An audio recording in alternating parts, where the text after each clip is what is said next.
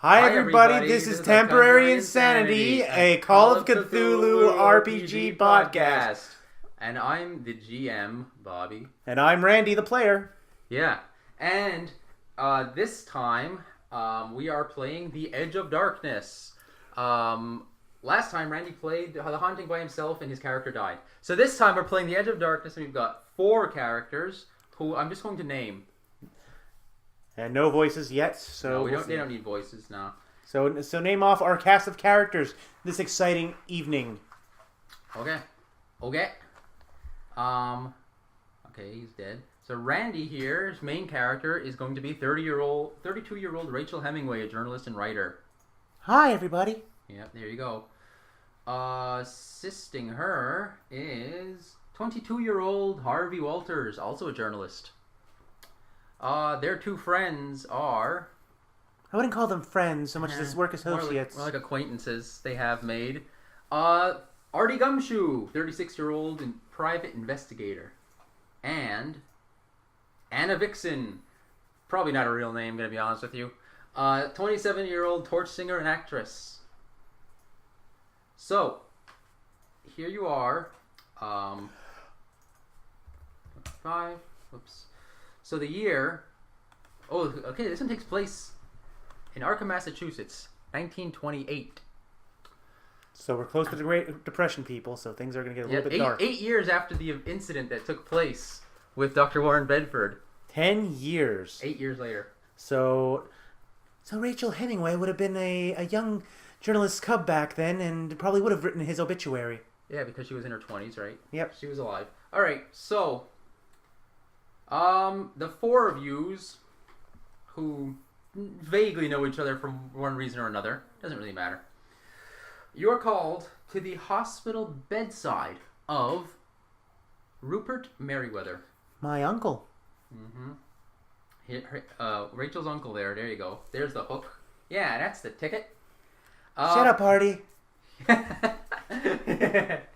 Yep.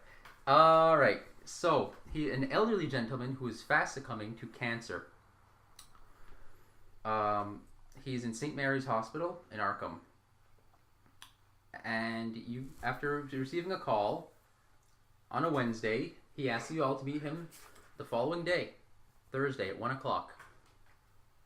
So, he's getting to St. Mary's Hospital, adjacent to the Miskatonic University.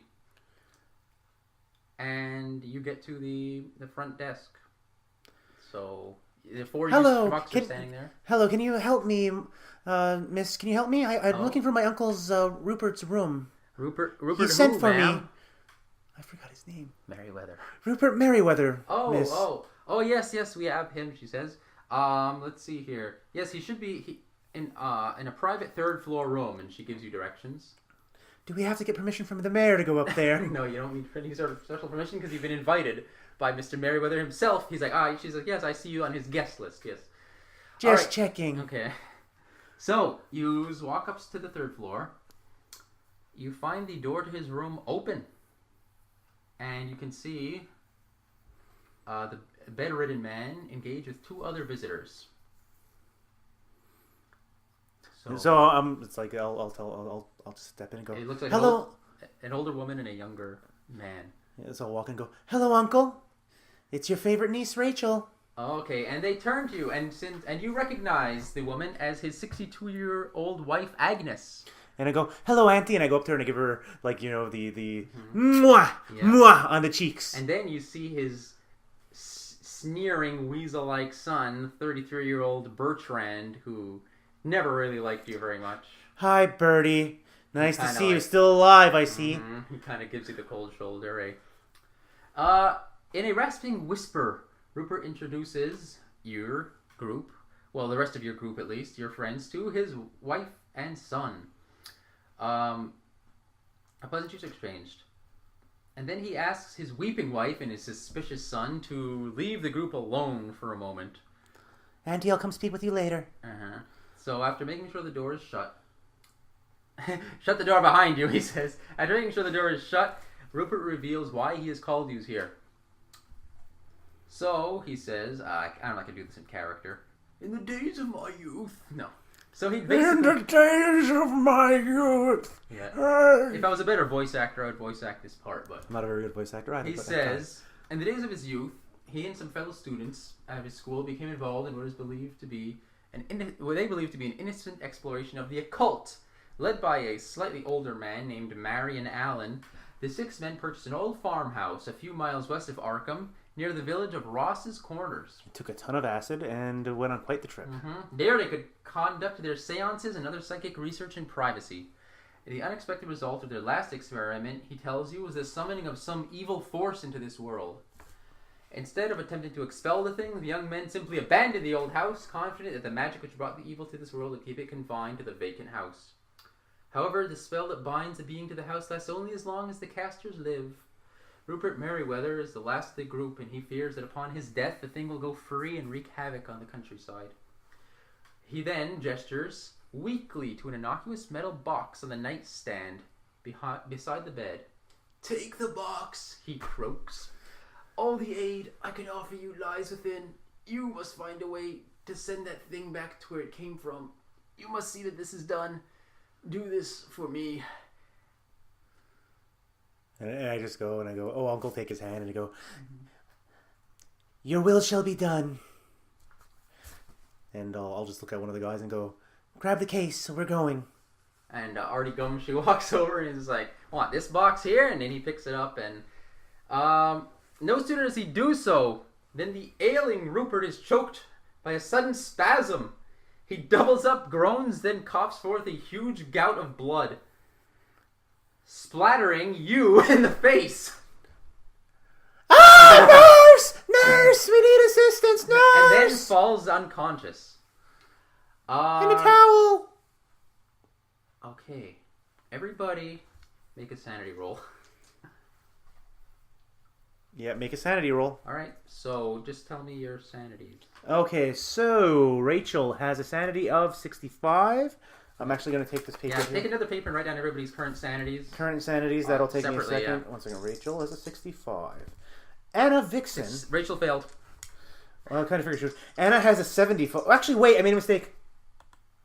No, okay, that's right. Just that it's laid out differently. Okay. Anna has 75 for her sanity points. Let's see. Oh, wait.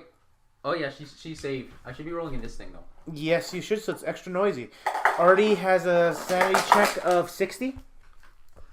Okay. And I still have failed. Dr. Warren Bedford open. No, he doesn't need that one. I know by accident. And Harvey's got 45. Harvey. Oh, Harvey! I've been calling him Walter. And he failed, too. I've been calling him Walter. I'm So sorry. 3 of them failed? Everybody but the movie star? The torch singer. Hello. Torch singer. No, she's a torch singer and an actress, right? Failed actress. At 27, she still got time. In the 20s. Maybe not, eh? So everybody's failed. no, everybody but the actress failed.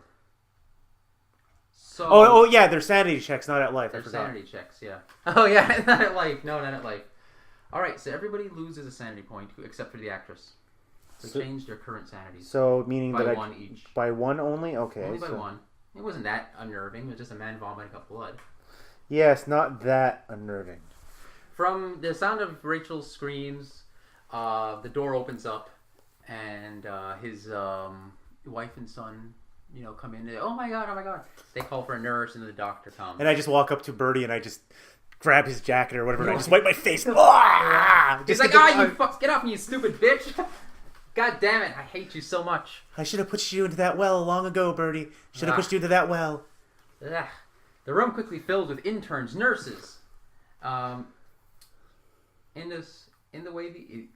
during the scuffle, one of the doctors or somebody just asks you guys to leave. And I just turn and go, Artie, grab the box. Yeah, he's already got it. He's already holding it. He was holding it. Well, I already got it, lady. As you guys all take off and you just run out of the hospital. Yes. All right, so you're not standing outside of a hospital. He says, "Well, where do we go from here?" Well, the only obvious place to go, to that little town. Okay. To investigate the house. I completely forgot the name of the town because I paid attention, but I forgot the name of the town. Well, luckily your character remembered that the name of the town was Ross's Corners. Ross's Corners. I remember the Masconic Institute, but I forgot. Oh yeah. Yeah, add that to your notes. Okay.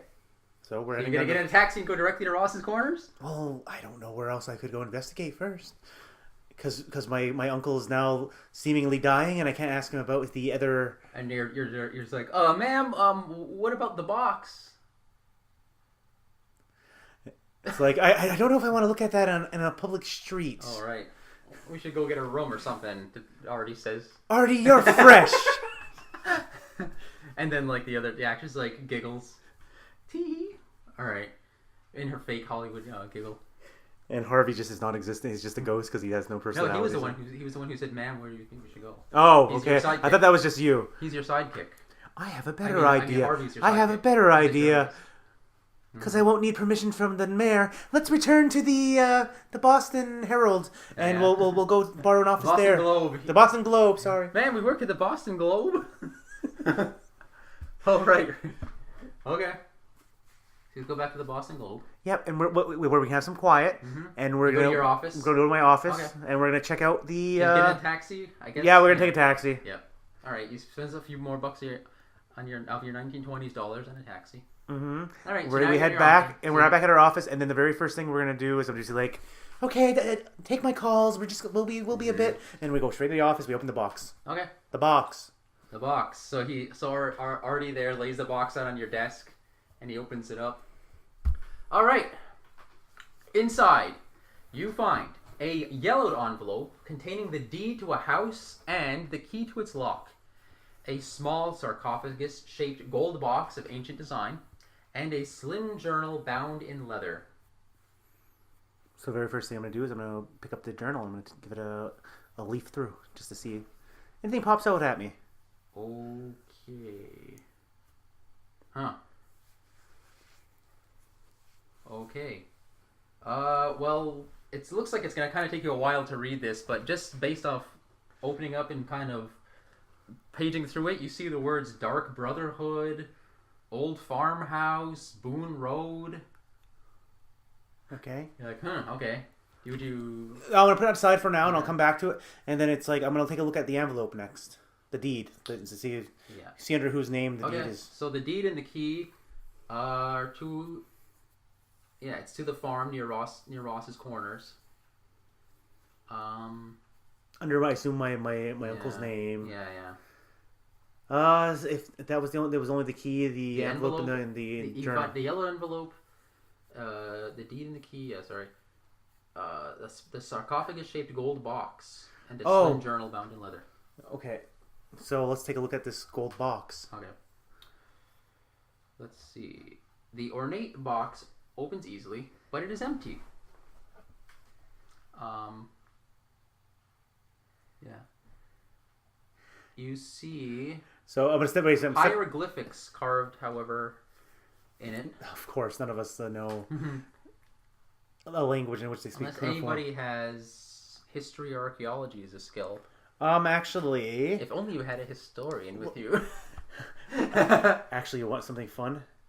He had a history of Warren Bedford. Warren Bedford had a history of 85. She has a history of 65. Okay. She's not that bad. Does she want to make a check? I'm just saying to see if anybody's smarter than her. History or archaeology? Well, you can only make a roll if you have the skill. I can't check for Harvey because you have him. But I'll do the roll for him. Everybody else is dumb as paste when it comes to history. Yeah. And you said archaeology is the other one. She has a 1. Okay, I'm not going to let you roll for that, really. Well, actually, you technically can if you really want to, but... She has a 1. I don't want to make the roll. I'll give you the higher one. She has something in anthropology. His history is a 20. She has something in anthropology, which I don't think it'll help. Yeah. Oh, this guy has a freaking... Is that an 80? It's hard to see. Or is that a 30? In what? I think that's an 80. This guy has an 80 in archaeology. So your sidekick is like... Well, I'm going to do the history check. No, he failed. Yeah. Well, since I don't even know what he looks like, it's like he's just a ghost. I don't know. Jeez. He's just following us around. Yeah. He actually has a higher archaeology roll than Warren Bedford. Unless it was a 30. Well, no, you said it was an 80, so... But either way, he still failed it. He got like a 10. Now we have to do my history. Oh, wait. Then he did make it. Because he wanted to roll low. I'm still thinking of my opposite way. I'm like, oh yeah. Okay, then Harvey, good job. So he recognizes it quickly. And he said, hey, these look Egyptian. Egyptian, you say? Mm-hmm. Can you tell me anything else from your quick looking at it? He says, Well, no, he says, I don't really speak Egyptian. I just recognize them maybe from looking through a book one time, you know? Is there anything else I could listen from it just with my broad knowledge of history? Okay. No, well, you want to make a knowledge of history? Yeah, because she has a 65 in history. I guess I already make a roll too. Okay, you make it too. Yeah, you also recognize them as Egyptian. Maybe during your studies, you kind of happen to come across this. You recognize that they were from the Middle Kingdom. Middle Kingdom, okay. Mm-hmm. You also notice, the two of you, since you both made the roll, that the inside, the hieroglyphs carved on the inside of the lid are not Egyptian. Might be time to go visit the university and see if anybody has any knowledge. Yeah. Maybe that could be a lead. Yeah, Artie Gumshoe's like, yeah, that sounds like a lead to me. He's like writing in his little notebook. I actually am muted. Yeah, he said Miskatonic University Library. That was you, not me, by the way. Oh, Miskatonic University Library probably has something that can help you with that. So then our next little spot we're gonna head out to then is. Wait. Does anybody have a cult? Occult, OCCULT. I know. Okay. I'm not gonna make the joke about being in a cult. Well, she has a 40.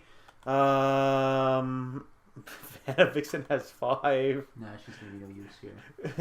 Artie Gumshoe has 5. Okay. And I don't know how much Harvey has. Where is it under? Is it under O? It's under O. It's under a cult. He's got a 30. What do you have, 45? 45, yeah. No, you failed. Harvey, maybe? I had 40, actually, not 45. You still failed. Yeah, he failed that one, He too. failed, too. Okay, so none of you know what's going on with that. You're just like, that looks crazy to me. Also, just to go back to the journal, how long, roughly, would it take me to... Well, you can read a page of it right now. Yes, that would work. Yes, I would like to read... So, here's a... You flip it open, you find a journal entry. Actually... A journal entry? Yeah, I just want to see if you can read that right now. Okay, so you look at the journal. It's bound in plain black leather. Looking through it, you notice that the journal entries date from June of 1881 until March of 1882. So quite a few years ago now that it's 1928. Okay, can I read the first entry? Yeah, just give me a second here. Although the ink is faded, you can still pretty easily understand it. So you find that, reading it will probably require you a few hours. But luckily he's got time because you're in your office. So yeah, you can sit here and read it. Because my plan was, if depending on what we want to do, I would read the first entry and read the last entry. Are you going to read it out loud or just... Yes, I'll read it out loud to my teammates. Or maybe all of you will take turns reading it when you get tired. Gather round, children, and I'll tell you a tale. So they all kind of like sit around your desk. Everybody's kind of sitting on outside of the desk. Or I could just read it myself and then then pass the information on to them afterwards. But it's going to take like 4 hours, so your friends are going to be like sitting there bored. Does anybody have the skill speed reading, please? Do they? I don't know. I'm checking right now if there's a thing. No. No. Okay, so the next 4 hours are basically... So your little group spent the next 4 hours basically passing Marley the journal was dead around, to begin with. As dead as a doornail. Passing the journal around, reading it. So here's what you've learned. A group of friends, playfully calling themselves the Dark Brotherhood, held their first meeting in the early spring of 1881. Rupert Merriweather became the recording secretary. The members, there were 6 members, including Mary and Allen, the founder and their nominal leader. You find out, in the June of 1881, they purchased an old farmhouse outside Ross's Corners, a place where they could conduct their experiments in privacy. Representing themselves as a student literary fraternity, they cleaned and furnished the place while Mary and Allen carved special warding signs over the wooden doors and windows, which he claimed were protective. At the time, the others were actually amused at such precautions. He says, oh, how silly he was, making those carvings into the wood. A series of experiments, innocent and apparently ineffective, attempts to contact the spirit world are then detailed as you read through them, yada yada yada. So, in an entry dated February of 1882, notes Marion Allen's acquisition of an artifact which he claimed was Egyptian, described as a small sarcophagus of gold with a hinged lid, the one you now possess, you note. Inside was a large piece of amber entrapping a specimen of some unknown species of arthropod. Allen was excited. The box corresponds to the description he found in an ordinary reference volume in the Miskatonic University Library. Allen says that in another book, a thick Latin tome titled De Verimis Mysteriis is an explanation of some purported powers of the box. The small animal trapped in the amber is said to contain a friendly spirit and a guide to the spirit world. A date is set to conduct a ceremony intended to summon this spirit creature, Saturday night in the middle of March. The next entry, is very long, and I can read it to you directly. What do you think? Well, do you want to read the whole thing out to me right away? It's not that long. It says, journal entry, March 1882. He says, this is direct quote now, we begin the ceremony as Marion instructed according to that described in his book. De Verimis Mysteriis, a fire is set in the fireplace and a pentagram chalked on the floor, marked with appropriate symbols and illuminated by 2 black tapers placed near the center, flanking the piece of amber with its entrapped spirit. The others sit in a circle, while I, the designated watcher who guards her malevolent spirits, sit in the far corner of the room. Marion throws a handful of powder in the fire, producing an evil-smelling smoke and dampening the flames, which now burn a sputtering green and brown. Those seated begin the Latin chant Marion Allen has transcribed from his book. After nearly 2 hours, I see a trail of smoke circling up from the piece of amber. The surface seems to be bubbling, melting. Could this be it? Have we finally achieved success? I can see a form. Then it kind of trails off. Later it picks up again. So what I want to do right now, before we continue with that, is we're going to earmark that page for later usage because it gives a rough idea of how... So you take a little piece of paper and bookmark it. Yeah, because it gives them a rough idea of how they set up the ceremony. Yeah. It is the following day. We have finished with our plans and have sworn a pact to never speak of what happened last night. We have satisfactorily explained the death of Robert and in some manner the madness of Harold. The sheriff accepts the explanation of a carriage accident. We planned it well. Robert's neck was broken in the fall, we told him. Harold struck his head on a rock when the horse's leg broke and the carriage rolled. Would it be that it was only that? For the rest of us, we will be forever changed by what we experienced last night. The thing formed in the center of the pentagram, shapeless and nearly invisible. Its terrible voice should have given us a clue, but we were foolish. It spoke, then Marion cast that damn powder on the spirit. The dust of Gagi, something illegible. Ibn Gagi, he calls it, and that's when we could see it. Words cannot describe the faceless thing with 1,000 maws. It roiled and bubbled, never fully revealing itself. So terrifying was its aspect that I sat as though frozen to the floor, the pen falling from my fingers. Cecil and Marion seemed as lifeless as I, while a short, sharp cry issued from Crawford's mouth. Robert, however, rose to his feet, and before anyone could stop him, stepped forward as though to embrace our horrible guest. With its arms, or those appendages that seemed most like arms, it took hold of poor Robert and twisted his head around as though it were a doll. The lifeless corpse was then thrown back in Harold's lap, and that when he began that damnable shrieking, the shrieking that hadn't stopped even after we handed him over to the sheriff's men. We still had a chance, apparently. Marion now believes that if we had kept our wits, we could have reversed the chant and eventually forced back the creature to wherever it came from. So reverse the chant. Okay. But Crawford panicked and mistakenly believing that it would dispel the creature, reached forward and destroyed part of the pentagram, breaking its effectiveness.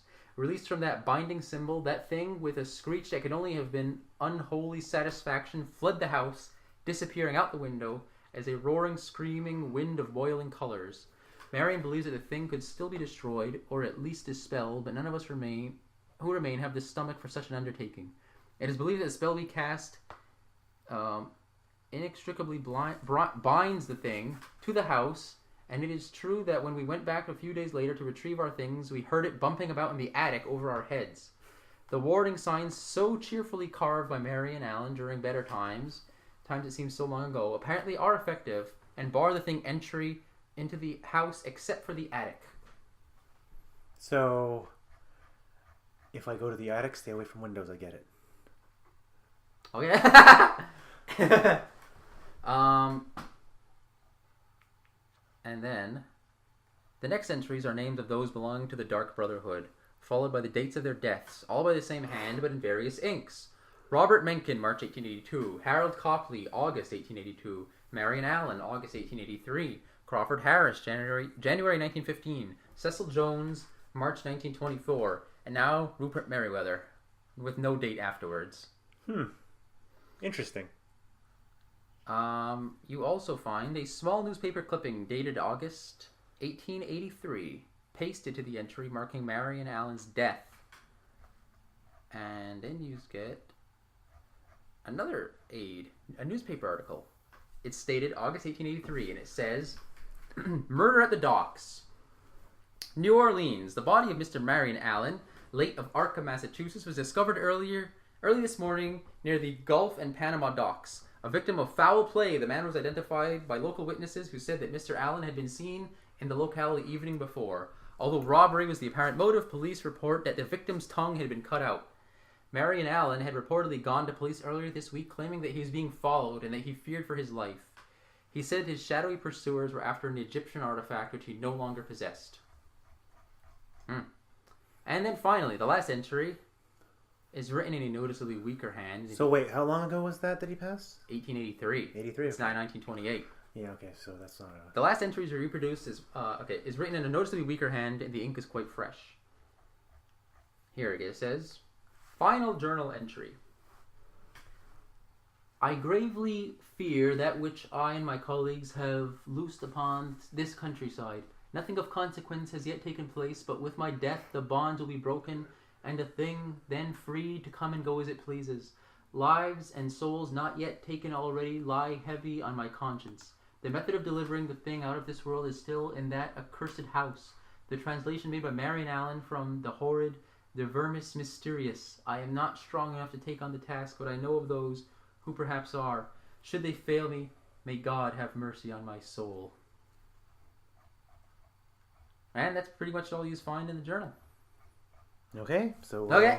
we'll toss that into my purse and Okay, you throw it in your purse. and with my bookmark page, because like I said, it gives bookmark that page. because it gives you an idea of what the basic ceremony is, and the idea that maybe we can reverse it. So I'm gonna look at my teammates and see if they have any bright ideas right now about like what was just read, like if anything popped out to them. Okay. In other words, I'm gaming this and see if this is a point where we do an idea check to see if anything pops up. All right. Before we head out and go towards the Miskatonic University to get some hieroglyphs. Actually, no. You have the other guy's idea, right? Harvey's too. Yeah, Harvey, you gave me. Everybody. Oh yeah. By the way, I forgot to say. Sorry. Now all of you, since all of you's read it or listened to it. Where is my 3, 4, 5, or 6? Okay. I knew you were going to do sanity. Yeah. You're all gonna lose some sanity now. For you first, you're going to lose 1 sanity. Who's next? Your little Harvey there? Vixen. The Vixen you want? Yeah. She's going to lose 1. Artie next. Yep. Is going to lose 2 sanity. And then Harvey is going to lose 2 sanity points. Which is bad because Harvey was never really that sane Stable to begin with. Yeah. Uh-oh. He's now down to 42. Uh-oh. That's Yeah. not good. Yeah, he's like, you always notice the guy was a little jumpy. You kind of called him Jumpy Harvey sometimes. Well, no. When anybody notices him, Everybody does. Everybody in the office. No wonder why he's so unstable. Nobody really cares that he's there. Everybody in the office kind of Ignores him. calls him Jumpy Harvey when they have to address him. Okay, so that was that. So now you all want to take an idea check. Yeah, right? just to see if there's anything I should. Okay, tell me all your ideas first. Your idea checks. I mean, your scores. Well, Starting with you again. Okay, yeah. Rachel has 85%. She failed. Huh. You got Okay. a 90. Anna has an idea of 50. She's not very bright. But she made it. Brighter than me, apparently. Okay. And then But she has a knowledge of 80. How does that work? It's an idea check. I don't know. Artie Gumshoe has an idea of 55. Yeah, he made it too. And Crazy Harvey. Crazy Harvey, Harvey the hamster, has an idea of 85. Yeah, he made it too. All right, so everybody made it but Rachel. Everybody but Rachel. Okay, so yeah, so ideas. You took an idea roll. Basically everybody but Rachel got the idea that you should probably, check out the university library for that inscription and any other thing. But I already had that idea prior to having that roll, where I said we're gonna go stopping at a university. And yeah, so I guess he's made the roll kind of through role playing anyway. Yes. Roll versus roll. Ha ha ha. So, but did they have any other bright ideas, or is that about the sum of our intelligence of our group? Well, I mean, the detective is like, any chance you want to talk to the wife and kid there? Or... I hate really get along with Bertie, but I'll go speak to Auntie if you want. Oh, it's okay. And we can check to see how Uncle's doing. Okay, so you want to go to the university or the hospital? Let's go to the hospital and check in. Because right now it's about 5-something, and we still have some travel time, so let's go speak to my aunt and checking on the on the uncle, and then in the morning. Where are you gonna leave the box and everything, all the stuff he gave you? You gonna take it with you, or are you gonna leave it in your office? Well, the journal. How big was the box? Like not the big box, the little box. The little box. Let me see here. Because the big box doesn't seem to be of anything of real value. We can just shove that underneath my desk. That carried the key, the journal, the journal, and the envelope, the deed. They can all go in my purse. All that stuff. All right. And then the ornate box. Yeah, the ornate box just depends on how big it is. That's actually a good question. Is it big enough? It was in a box. So. Is it big enough to fit into Artie's trench coat's pocket? Yeah, why not? I'm gonna say it's not a very big box because it doesn't really. I'm gonna say it's like that big. It's like about 6 inches by 4 inches by. So it might even fit in fit in the purse as well. Might even fit if you got a big purse. Yeah, if you got a big bag. Yeah. I don't know how big the purses were in the 20s, so I can't tell you. Let's imagine they have big bags in the 20s. Who cares? All right. So if you want to take it with you, I'll let you take it with you and not having it be too encumbering. Yeah, they were fairly big. Okay.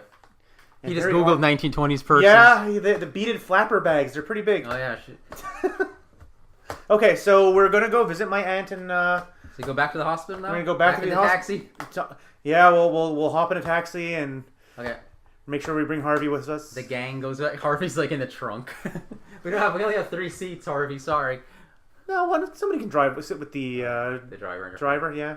The movie star will sit in the front and flirt with the driver.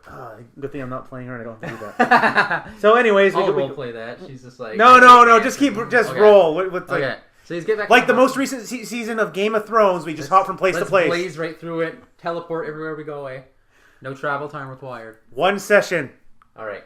So you get back to the hospital, and I guess you kind of make your way back to the room and everything, and so basically, did I ever go clean up over it? Just walking around with like dried blood all over me still. I don't think you ever mentioned doing anything but wiping your face off on your cousin's shirt. Okay, so retcon slightly. Yeah.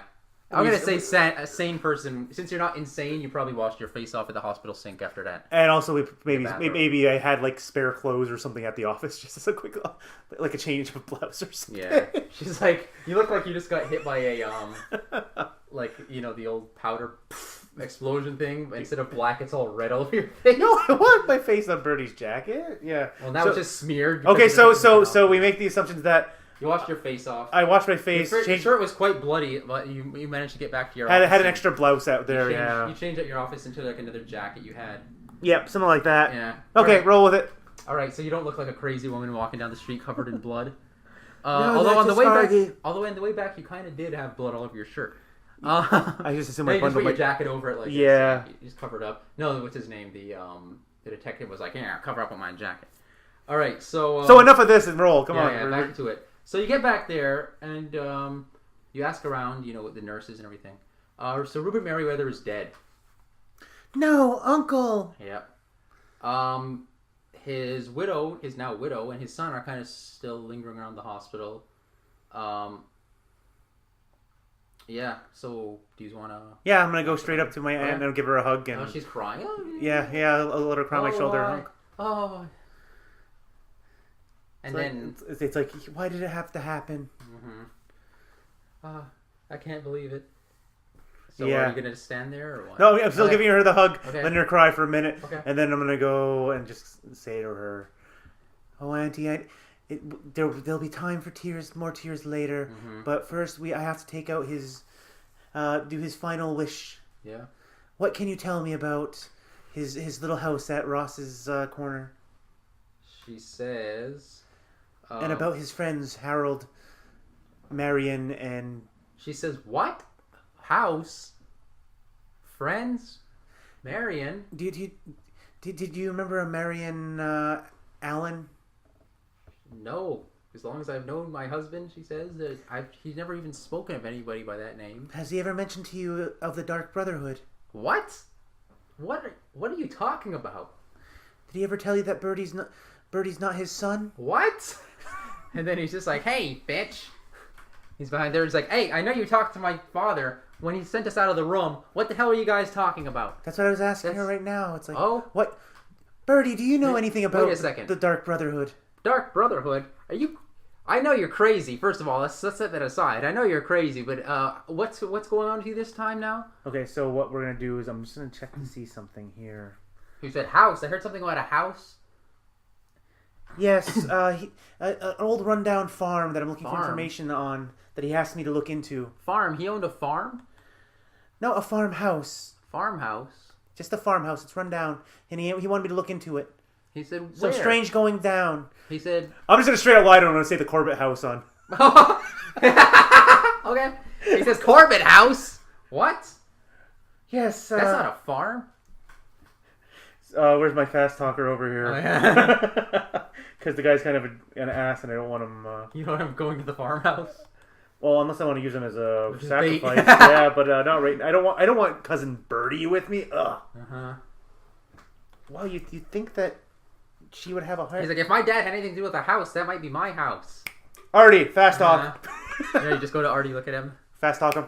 He has a 55. 55? Yeah. He's just like, no. She didn't say farmhouse. She just meant that run-down old house. You know, the old house down... The Corbett house? Yeah. Corbett house? Yeah. The Corbett house, it turns out your father actually had some goings-on down over there, and... he was asking us to look into it. Yeah, he wants us to look into that. There might be a lot of treasure buried underneath that house. He says, treasure? What? That could be my treasure! Okay, so you just realized that we just sent him to his death. Basically. And he runs off. He's just like, Mom, that could be our money. I gotta go and check out the house. And he kind of like runs off, and she's just like confused. Like, what the? And I just look at her and I go, oh, Auntie Marion, I'm sorry for your loss. And I'm actually meeting Bertie because he's about to die. All right. Okay. So other than that, she doesn't seem to know what you're talking about. Yeah, and he doesn't seem to know anything either, so... He's gone now. Anyway. Yeah. He ran off to go to taxi. Yeah, he didn't really seem to know anything either. Okay. Send him off to his death. Oops. Oh, well. I don't know what else I can get out of them if she doesn't seem to remember anything. Okay. If she doesn't know anything. So, you all like leave there? Yeah, we're gonna leave and go back outside. We'll go to our we'll agree to go back to our own places and meet up in the morning. All right, so everybody takes off and breaks up. Yeah. So the next day, where are you going to meet up tomorrow? Well, what's the famous? Oh, we'll meet up in front of the where do I work again? Globe of the Herald. Oh, back at your office? Yeah, back at my office. We'll meet outside the office building. Excuse me, outside the office building. And she says, so are we going to check out this... We're going to the university. University thing, yeah. All right. Because we need more information about the little sarcophagus that's been carried around in your pocket. The famed library at Miskatonic University. Is that a sarcophagus in your pocket, or are you glad to see me? Mm-hmm. In your pocketbook. Yes. A rocket in your pocket. No, rockets don't exist yet. So, is it going to walk in? Yes, we're just going to walk. We're going to go inside. We're going to speak to, I guess, the librarian, the front desk. Yes, and we'll go to speak to the librarian. The front desk. Yes, and then the first thing is like, hi. Letter from the mayor. That's what I was waiting for. I was going to say, it's like, hi, we need information from this library. Do we need permission from the mayor? She says, well, a little bitter, aren't you? It's what? Like, yes. Hi, ma'am. Librarian slowly reaches for her. You're not gonna introduce yourself or not? It's like says, hello. I'm a journalist from the Boston Boston Globe. I'm gonna remember one of these days. You remember where you work, right? You know where you work, ma'am? The Boston Globe. Oh, okay. Slowly reaches towards her gun. Mm-hmm. And I'm just doing research on mysterious artifacts and I see. Strange goings on. Oh, okay. For a piece. Well, she says, yes. Well, the library is open. It's going to be open till 9 o'clock tonight. Would you be able to point me towards somebody that could tell me about Egyptian translations? Yes. Well, she says... Is there any professors here that I can speak to? Well, she says... Well, yeah. Only students and faculty are allowed to borrow books, but you can read anything you want here, as long as you don't take it out. Let's see here. It's a very large library, you know, just kind of looking around. So, you asked about Egyptian history. Okay. So she points you to the... She says, yeah, we have a... Ancient Egyptian to English dictionary. Egypt in the history area, she says. She kind of points you to the history area. And you want to do that? And did you say you had another question about... If there's any faculty members that might have knowledge of Egyptian history and Egyptian She gives you, like, where you can find the department that would be relevant to. Okay, so now my question would be... since I'm the sole player right now, would it be possible to split the party and say Artie and I guess, I don't know what it, because he has high investigation, can you go look to find any pertinent books in the library while I go speak to... No, this is going to be a library use roll. Oh, it's a library use, not investigation. Okay, yeah. So actually... I'm going to see what the other guy's library use is. Harvey's is... Because I have a very high library use. Anna surprisingly doesn't have a very high library use. She's a movie star. Yes. Harvey's got 66. So I'd like to split the party, and I'll leave Harvey and Anna, and I'll be like, Anna, you need to watch over him. Just look for whatever books you can find on Egyptian history that might concern this. Me and Anna. I thought Anna had shitty library use. Well, I was trying to. I wanted somebody intimidating with me when I went to go speak to the thing. I don't want. Well, you know, girls' night out. Then it's like, so Artie, you got to watch Harvey. Okay. Anna, you're coming with me. We're gonna go speak. You're to not going to do library use. She has really good library use. So why doesn't she use? She's not okay, fine. We're not splitting the party. We're just, okay, fine. I'm going to go look. I have a 75% party. You have 75, and he's got 66. And what's the other two schlubs? One has like a 25. The other one has like a negative 1 million. 25 each. Yeah. Okay. So. You got to re-roll. Why? Because when you went to put it back on the table, it changed again. That was a pass, but okay. Yeah. Well, it doesn't matter. You made it anyway. It doesn't matter. You made it. Yes. All right. So. You spend about 4 hours in the library, but you got there about pretty early, bright and early, like 9 o'clock, so it's not too bad. It's a very large section. Mm-hmm. But you did manage to turn up a copy of a book that you had mentioned by Marion Allen in Merriweather's journal. So it contains, it says... a drawing and short description of the small box now in your possession. It notes that little is known about the box, but that scholars believe it to have been possession of the little known No-Pru-Ka, a would-be usurper of the Egyptian throne who lived sometime during the 14th dynasty. The sarcophagus was supposed to be given by No-Pru-Ka by the gods and was said to contain spirits that he could call upon to serve him. The sarcophagus actually contains a piece of unpolished amber encasing a trapped insect, which you kind of recall the journal mentioned. Yeah, they mentioned it, yes. For years, the golden box was owned by a noble family in Britain. It was stolen in a burglary in 1876 and has not been seen since. You also notice a translation of the inscription carved on the box. And it says... So should I be consulting with our good buddy Artie here to see how legal it is for him to be carrying around the sarcophagus with him since it's been stolen? If you want, he's a private investigator, not a cop. Yeah, but he has a law of 75.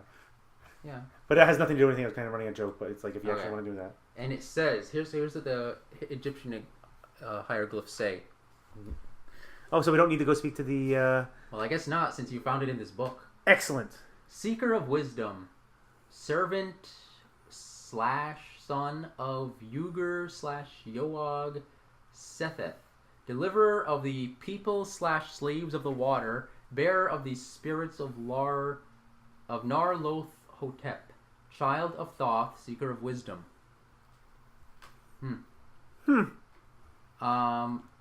So there's no explanation or deciphering of what that actually means, though, in the book. Would be okay. So that's a good source of information. Now, would there be any way for us to look for like occult Oh yeah. texts in here Oh yeah. that might help us on this one? Oh yeah. Now 4 hours have passed. You gonna make it for you again? Might as well. All right, you passed too. So another 4 hours research in this section, in the occult section. So you go talk to the librarian, and she directs you to the occult section. So you spent 4 hours in there now. Your group. By the way, everybody's like sitting in the library, like, do. Artie's reading like. He's reading the Stag magazines. He says like a picture of a buxom burlesque dancer. He's just like, And Anna's just for some reason like balancing a pencil on her lip. No, Anna's reading like a fashion magazine. Harvey's, the 20s, she's just bored. Harvey's looking at a children's book. Harvey, we just don't even know who's there. I don't even know what the guy looks like. No. So you find a book about a fabled civilization of Mu. A reproduction... Mu? M-U. Mu. Okay, that's what I thought. Mu. A reproduction of sea-eroded carvings purported to be Muvian in origin. Closely resembles those found inside the lid of the sarcophagus. However, it offers nothing in the way of translation. Okay, I guess we'll. And But you already kind of got the translation for their book anyway. Yeah, so we don't have to worry about what that says. So we've squeezed this plum dry. I don't see any other. Yeah, it's by the way, it's like 1, 2, 3, 4, 5 o'clock now. About because you got there about 9. I'm gonna say. He's met at about 8. He's got there maybe around 9, or you got to the library around 9 o'clock. So 1 o'clock, and then now it's 5 o'clock. You've been researching for like 8 hours. Yeah, I might want to say let's find a place to eat and to a place to sleep for the night, and because I'd rather you can go back to your place again. Okay, so tomorrow you're gonna make your way to Ross's Corners. Yeah, because I don't want to take too long. I don't want to go there at night. Yeah, probably not. Okay. Bad things happen in the dark. Bright and early, we're gonna catch a taxi and go to Ross's Corners. Yes. Make sure you're armed. Okay. Everyone's like, well, we heard about some kind of strange creature in that building. That's why I said everybody make sure they're armed. You paused it? No, I have not. Oh, good. I heard a clicking sound. That was my mouse. Why did you want me to pause it? Yeah, you probably should. All right. So with your research concluded, you split up for the day, go back to your respective homes. You meet up again in the morning, and you decide you're just gonna go to Ross's Corners. Yes, we're going to Ross's Corner. All right. So it's a hamlet located a few miles west of Arkham. You can take a taxi or take a bus that passes through the village on a run from Arkham to Worcester and back each day. The fare is 80 cents each way. So we'll just. I'm gonna cheap out on this. I'm not taking a taxi all the way. I'm just taking 80 cents. The fare is 80 cents each way. The bus stops at Ross's Corner shortly after 10 a.m. on the way out and shortly before 2 p.m. on the way back. So if you get there, if you leave now and you get there at 10, you're gonna have to get back by 2. Otherwise, you'll be spending the night, which might be a good idea depending on what we're going to be doing. Yeah. So yeah, we take the fare up there. You take the bus. Take the bus. All right. So you get out there. You take the bus. You sit on the bus. You arrive shortly after 10 a.m. All right. So Ross's Corners consists of a few tired buildings and homes. The prosperity of long farms has long been in decline. No more than 40 people live here. A church and a combination general store, post office, gas station, and milk depot are the community centers. So that's all that the town can do. Unless he's nowhere to. So we're gonna go down to the corner store. You're gonna go to the store, okay? So tell me about these interesting people I see out here. You know that the residents are exceptionally dour, unsmiling, and suspicious. I'd hope so. They live next to a creepy house. So did we really kill Birdie? We might never know unless you go investigate, or maybe you. We'll see if we live through this. We'll go check. Okay, let's move on. So are you gonna try to talk to anyone? Yeah, I'm waiting to tell you that I'm waiting to find out that I'm there. So... And I said, what interesting people do I meet? All right, well, I guess you can talk to the clerk maybe at the store. There's nobody else in there, just the clerk. There's a few other people if you want to, but they're all just NPCs. Okay, so I'll talk to the clerk and I'll go, hello, young man. I assume they're a young man. Or or an older man. Okay. Excuse me, sir. I'm wondering if you can tell me anything about did the farm have a name, or it was just Yes, they did. The farmhouse. I've forgotten. The old crazy man's farmhouse. You know the one. You know the one. You're supposed to be writing these down in your damn notes, man. I was, but I forgot to write the name of that place down. For some reason, I thought the name of the I got the name of the farm mixed up with the name of the town. About Ross's Corner, I'm thinking it was the farm. Okay.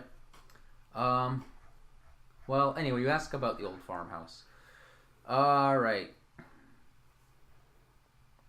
So make me either a fast talk or a credit roll rating. So we have a fair amount of either. You were talking? I was talking. So in the case of I'm looking at Anna Vixen, who surprisingly didn't have a very high fast talk. That's crazy. No, she's an actress. She's all looks. So my credit rating is a 40 and my fast talk is a 45. So you're going to use fast talk. So I'm gonna use fast talk. Okay, you managed to pull it off. So, he says, oh, that place? Yeah, kids say, we know the one. kids say it's haunted. Okay, actually, no. Okay, no, sorry. Yeah, sorry, it said it's Ma Peters runs the general store. So it's an old woman. She says, yeah, I don't know. She's like, sir! She's like, hey, she's a very masculine woman. Hey, excuse me, I'm Ma Peters, she says. I'm Ma Peters. Mm-hmm. So she says, yeah, children say it's haunted. She says, yeah. So she says, yeah, I don't believe those damn stories. She says, you know what the thing is? Taxes have always been paid on that place. She says, yeah, I heard Mr. Merriweather in Arkham has actually owned it for years and done nothing with it. So That's it? That's all she has for me? Okay. Well, I guess you passed your thing. But she says, she kind of like leans in close to you. And she says, you know, last night, a local woman disappeared. She was Tell us more. She was a farmer's wife, and she went out after dark to check on the barn, and she hasn't been seen since. Any suspicion? When to check on their farm? So she says, any suspicious looks you might have got today from the people around here are on account of that. Folks are a little shy about strangers right now. Don't think nothing of it. This is good information to tell. This is very good information to tell because I didn't introduce myself. I'm Rachel. I forgot my name. Rachel Hemingway, journalist for the Boston Globe. Okay. Well, I thought you said. And this is gonna be an interesting story to write about. Oh. Okay. So spread the word that I'm here to talk to anybody who wants to talk about the mysterious disappearances. Has there been any other disappearances? And I pull out like a notebook and I start writing it down. Hot on the trail. Any other disappearances have occurred around here? That may pertain to the. And they pertain to the. So she kind of gets tight-lipped and she's just like, well, she's like, I don't know nothing about that. She clammed up after I told her that. Yeah. That I'm a journalist. Okay. Yeah, but she did tell you that where it was. So you've learned that it's. We learned where. But it's on Boone Road. Well, you already knew that. Yeah, we know it was on Boone Road. Runs north out of town. It's easy to find. Was this other farm near Boone Road? What other farm? The one where the woman disappeared from? I guess so, yeah. Yeah, so you can get up there. It's about 1.5 miles. So, do we have any other leads we can follow up on before I just go to that house? Like, because my natural, whatchamacallit, my instinct would be to go investigate the farmer whose wife disappeared because I'm a journalist. Okay. But I probably won't get anything much out of them. But still, I want to go investigate this disappearance. See if there's any strange goings on. Okay. All right. So you kind of well, it's a town of 40 people. So you managed to find the guy, and he pretty much tells you he's looking for his wife. And I'm just going to ask him: has there been anything strange going on recently, or did she just disappear, or was there anything leading up to it? He says, I don't know nothing about that. She just went outside last night, and we just can't find her. I've been looking all over, and I'm probably going to Oh, go out again today. Around what time did she disappear? Oh, I don't remember. It was after dark. And so I'm not taking to him, just saying to you right now. So that would be after my uncle passed away, is when she disappeared. Your uncle passed away, about by the afternoon. So the beast might be free. Hmm. So I'm like, if he has something else to tell me, I thank him, and we head out to the whatchamacallit. He says, please keep an eye out for her, and he gives you a description. She's about a middle-aged woman. Mm-hmm. He kind of gives you a description of what she looks like. Yeah. And I add it to my notes because I'll add it to my little article that I'm putting together in my head. Yeah. Mysterious disappearance in local nearby town. Yada yada. All right. Still got to pay the bill somehow. So we're gonna head up to the. You gonna walk there? It's about a mile and a half. I ain't like I'm gonna be able to hitch a ride up there, am I? It's like there's nobody around for me to really ask. There's no taxis. Well, there's a couple of locals around, and I'll suck it. I'm gonna go. I'll ask somebody to give if somebody can give us a ride up to the old farm on Boone Road. All right. So you find a guy who's got a truck, and he's just like. Let's see if anybody is willing to. Find a guy to pick up, and he's just like, yeah, He says, wow, you're gonna ride up there? That's only a mile and a half walk. Yes, but there's two ladies, and one of which is of a delicate okay. constitution. And he kind of like gives you like a tips his hat. Oh yes, man, of course. So yeah, and then there's Anna, who's just been standing there the whole time. So he kind of you give him a couple of bucks, and he drives you up the rest of the way. And he drops you off, and he's just like, I don't know what you're doing out here, but well, it's good like luck. Yeah, we'll walk back, but we'll let him just to get right. It was like okay. So we're finally. And he pulls away, and we're finally to the farm. The ancient house sits atop a hill, visible from the road, and about 100 yards east of it. Okay, so with your character knows, it just looks like it's of early 18th century salt box design with a high peaked roof and windows sealed by sagging shutters. It's a single story. So that's pretty much all you can see from here. The roof is bowed, but all the shingles are intact. Any holes? Anything in the roof that you said all the shingles are intact? Okay. Looks like it. Oh wait. Okay, no, that's. So I want to walk around the house and I want to look for these symbols that were supposedly drawn all over it. Basically, I'm just confirming the story as it was told to me. So I'm checking out to see if the symbols still stand. Oh, okay, yeah. Okay, so there they are. I was actually looking at it. So it says, on the lintels over all the doors and windows are carved symbols of a strange nature. Do you want to make an occult roll? That's what Who's got a good one again? Rachel has a good one, and you didn't tell me what Harvey has. Rachel has a 40. I think I mentioned it before. His is only 30. She has a 40 occult. Okay. So I'll let him try his 30 and her try 40. Nope. He does make it. Harvey does make it. So. Well, you see, Rachel. He recognizes them. He says those look as symbols of power used to ward against otherworldly spirits. He says, I remember reading this book the other day when we were at the library. Yes. Mm-hmm. And that's all he knows about it. So none of the windows are broken; they're shuttered, right? Doesn't really say. So the front door is locked. Do we hear anything? Do I?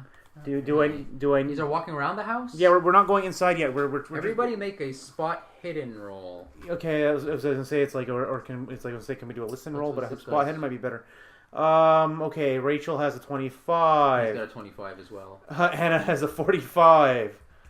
Artie has a 25. I think it's for her first. She failed. 25. Okay, so somebody's got it. All right. Where was I? Okay, spot hidden roll. So you found it then. You find in the grass. You find a recently dead raccoon laying in knee-high grass. So yeah, it's like face down on the ground.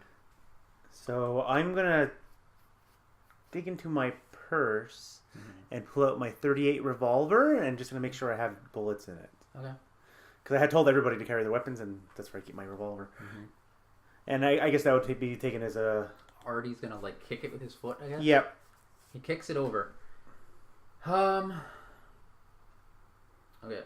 The cause of death is now easily determined. The cause of death. The animal's breast is stained with clotted blood, and a large hole has been chewed into its chest. Okay. So how many sanity points have we lost for seeing roadkill? Nothing yet. This is not quite disturbing enough as getting blood vomited in your face. Or reading a book. Or reading a very strange book, yes.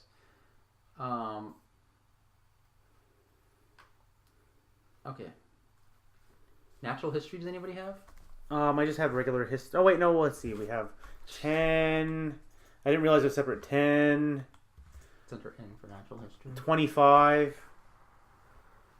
And I don't know what he has. 10. He's got a 10 as well. They're all 10s otherwise? Rachel has a 25. I'll roll it for Rachel. Nope, she failed. I can roll it for the other. Yeah, I would say they're all 10s though. Yeah, they're all 10s. More than likely, they won't Probably get not going to get it. Nope, nobody understands. No, that's all. You pretty much just see that. All right. So I guess we're gonna head into the house. Okay, from which way? There's a front door and a back door he's found walking around it.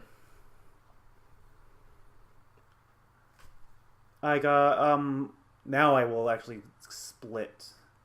Kind of. No, I'm gonna tell Artie to go by the back. Okay. Hit the big burly man with the gun and tell him to go by the back. Okay. And we'll put Harvey in front of us and head in through the front. Okay. So he takes the key then? You get him the key? Oh yeah, true. We only have one key. Yeah. So yeah, no, forget about that. We're all gonna go through the front door. So the locked front door opens easily with the key, which accompanied the deed. Mm-hmm. Which gives me the right to enter the place. Mm-hmm. So, alright. Within the front room of the house is dirty and long untouched. Dust lies thickly on the mantel and empty shelves, while dead leaves and detritus cover the floor. The wooden floor is badly warped and stained, a result of water leaking through the roof and ceiling. Rot has eaten away at an old couch and matching wing chairs. Yeah, so you notice the faint foul odor in the room, which might be that. Can we hear anything? Yeah. Okay. Everybody make a listen. Yeah, Anna has 55. Oh, 55. I'll make it for you right now. Nope, you failed. Rachel has 25. Nope. Artie has 25. Nope. And Harvey probably has a 25. Let's see what his listen is. 45 he's got. Oh, okay. Oh, already came in handy. Alright. Artie looks... He's just like, wait, hold on. He's just like, I hear something. Sounds like something scurrying around. Okay. Under the floor. Artie starts playing the harmonica. No, sorry. So just scurrying underneath the floor. Scuffling, scurrying sound under the floor, bumping under the floor. We don't hear anything from the attic? He says under the floor. Is there a way down, or is it just... Well, he's going to continue to investigate. Yeah, let's investigate further and try to see if there's a way under it. Damn it, Birdie, we said the Corbett house. How did you find this place? Shut up. I should have done that. I should have had him be like your foil. The back room. He's going to the next room. Near the entrance to this room is a narrow opening in the floor, revealing a steep flight of steps leading down to this cellar. A trap door set in the ceiling overhead leads to the attic. The wooden frame surrounding it is decorated with the same occult carvings seen over the doors and windows of the house. I don't want to break the seal on that yet, so we're going to go check out the basement. The back door is slightly ajar, and a large fireplace is also in this room. Evidence points to its recent occupation. The dust has been kicked up, and fresh footprints can be seen. The large fireplace contains the embers of a fire which is not long dead. Beside the fireplace, a thick new wool blanket has been tossed, and nearby is an empty can of Campbell's pork and beans. So we've had By the way, this episode is sponsored by Campbell's. Yes. Campbell's, get your pork and beans, high in protein. Anyway. Also, this episode's brought to you by BIM. All hail BIM. BIM Core. Anyways. Nearby is a penny box of wooden matches, half empty, a can opener whose cutting edge approximates the sharp edges left on the pork and beans can, a dull jackknife, a dirty spoon, the stub of a candle, and wrinkled pictures of various attractive young ladies in advertisements. Depending... Okay. So pocket the... We're going to rob the hobo that's been living in this house. So and we're going to pocket everything. The idea that a hobo is recently living here. On a shelf, a high shelf, are materials mentioned... Okay. That he's kind of heard mentioned in Merriweather's journal. An old wooden cigar box and a thin sheaf of yellowed papers. So let's check out these yellowed papers. Are you going to look at that? Yes. You're not going to go into the cellar right now? No, we want to read first, because what did I learn about last time about not reading things first? Mm-hmm. I go out a window. You look at the papers first? Yes. Okay. The papers are handwritten notes dated March 1882. All the sheets are in a large flourished hand, which kind of resembles that of... Okay. I was going to say it. Okay, the flourished hand, a hand unlike the neat, crabbed script of Rupert Merriweather that you read earlier. Okay. These are 6 Uncle's copies, handwriting. 6 copies of the same chant, which kind of looks like Latin. 3 other sheets identify the chant as having been copied from a book called Der Vermis Mysterious, written circa 1542 by one Ludwig Prynne. Okay. They contain notes about the book and its history, and comment in passing that the chant could be used to release the spirit trapped inside the ancient amber. The 10th sheet includes a description of the pentagram and symbols to be drawn and the combination of chemicals to be burned in the fire. The last 3 sheets discuss a ritual. They indicate that to dispel the spirit, the chant should be reversed, but that everything should be done the same otherwise, whether invoking or dispelling. A 2-hour-long ceremony begun at midnight will drive off the unwanted spirit. Although the ceremony can be performed by one person, Prynne suggests the use of several chanters, allowing individuals to occasionally interrupt their chanting without disturbing the potency of the casting. Row, row, row your boat. Row. Backwards. Boat. Tobe. I can't do it. Tobe. Tobe. Whoa, whoa, whoa, Tobe. Mm-hmm. Yeah, okay. If the chant is continuous for 2 hours, at least one person at all times maintaining the rhythm, the spirit must succumb. But even the slightest disruption of the chant results in failure, and another ritual must commence on a separate night. Prynne suggests that during this time, as during any summoning, that a watcher be posted, lest the sorcerers be disturbed by the nuisances and distractions of malevolent spirits. Okie dokie. So we're going to pocket that in my purse. Okay. Because we can't do it right now because it's not midnight. Okay. We're gonna make. You still got the cigar box. Yeah, just open up the cigar box. Okay. The sheets of paper glued on it are peeling and yellowed.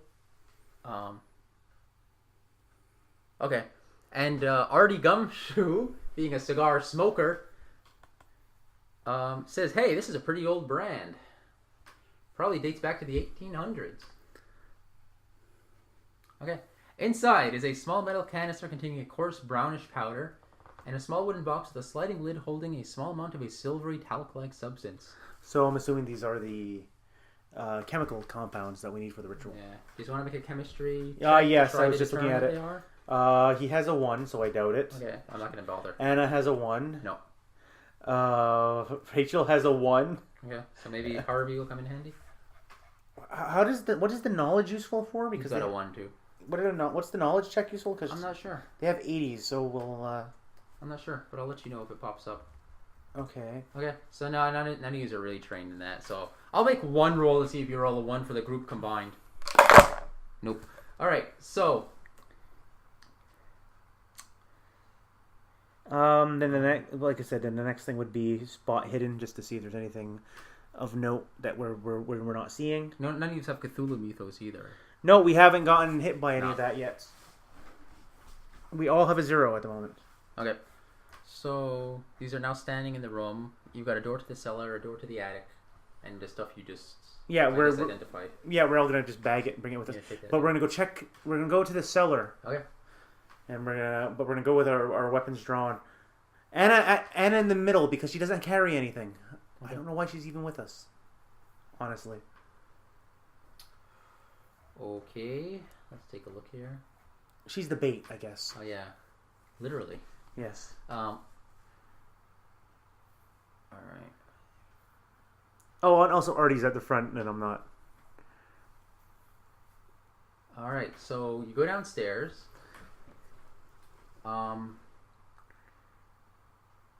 Okay. So as you go downstairs, who's in the front? Artie. Artie, yeah, big Artie in the front, eh? Yeah, the big man. All right. So suddenly, a man jumps out of the shadows, and makes a surprise attack with an old table leg. Okay. Actually, no, wait, he doesn't. Actually, no, you can spot hidden first. Sorry, I'll let Artie spot hidden only. Guess what? What? You blew it. You told us it's there. You can't unspot that. All We right. know he's there. Yeah, I should have read ahead. Okay. So Artie's gonna have to dodge an attack then. 28. Is his Dodge. dodge? Okay. Where's this motherfucker's attack? Table leg, 55%. Okay. Yeah, actually, he makes it. Actually, I'm not sure how dodge works versus that. I guess you have to make. I roll it again or something like It that. says dodge, and then. Yeah, you wanna kill it. So my dodge was 28. Because he hits, but I don't know if you get to use dodge afterwards. Sorry. So what's his dodge percent? Okay, his dodge Artie. again for Harvey is not for Harvey. No, Artie, not Harvey. Artie, the front guy. Yeah, Artie has a 28. I'll make it. Why not? All right, he made it. He's like, whoa! He jumps out of the way. Can you throw a punch at him in the meantime? No. I'll go ahead and say yeah. Why not? Well, then roll again because So what's his a attack 60% skill roll for punch, and then he gets a 1d3 plus DB. Yeah, he made it. It says 1d3 plus DB. What's DB? Damage bonus. Damage bonus. He has a damage bonus of 1d4. Okay, so 1d3. So I'll call this a 6. So he made 3, and then plus a 1d4. It was on top of the spike was on top of that thing. Yeah.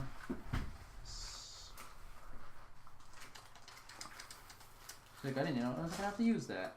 Yeah, I didn't realize you needed a d4, but it was on top of there, so I don't know where it is I now. don't see it now.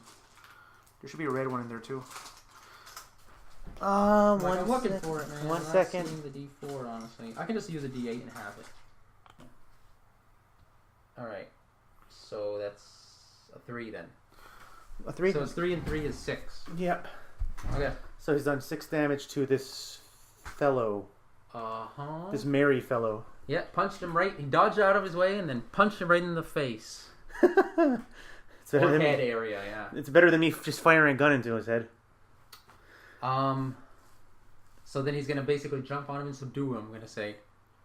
Okay? Subdue? Yes, that works. Yeah, I mean, he already punched him, so he then manages to kind of like...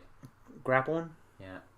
So he manages to like push him down to the ground, jump on top of him, hold him down. Artie's a big guy, you know. Yeah.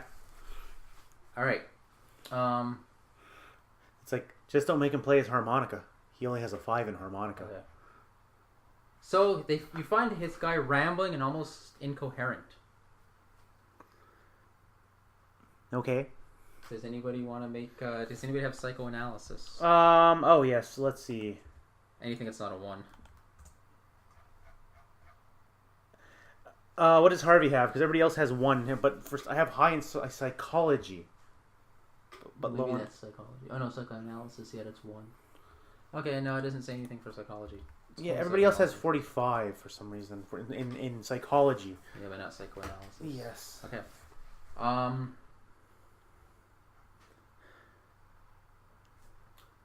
Well, there's not much you can really get out of him unless. So, what do you want to do with him? Well, first off, is trespassing on my property because I was given Yeah. the deed to this house. Yep. So, can't. Well, still the daytime, right? Yep. Can we wrangle him and like bring him? Well, we're gonna have to walk all the way back to town. Yeah, about a mile and a half. Okay, so Harvey's gonna run back to the town to get the local constable, the local deputy or whatever. Okay. And we're gonna stand there. Jake's gonna Artie's gonna keep kneeling on his chest to keep him down. Yes. Okay. And we're gonna hide our guns just because. Yeah. Okay, so Harvey runs back to the town, and So not Roll too to see if long- he dies from falling out of a window. No. No. Okay, so he comes back. In some time, maybe about an hour or so passes, because he comes back in a car now. Yes. All right. So he comes back with Pa Peters, the Justice of the Peace, and some state police, Excellent. and a Psychiatrist? what? No. Okay, so the police kind of talk to you and they ask you what happened. You tell them. Yeah, tell them that we were just coming to check on this property tell them, that was. Yeah.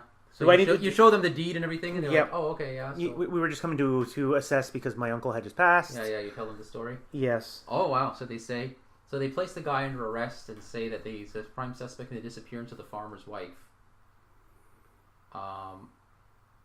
Yeah. So then Pa Peters himself kind of like thanks you for doing a great service to the town, and so they kind of like leave you back to your own devices after that.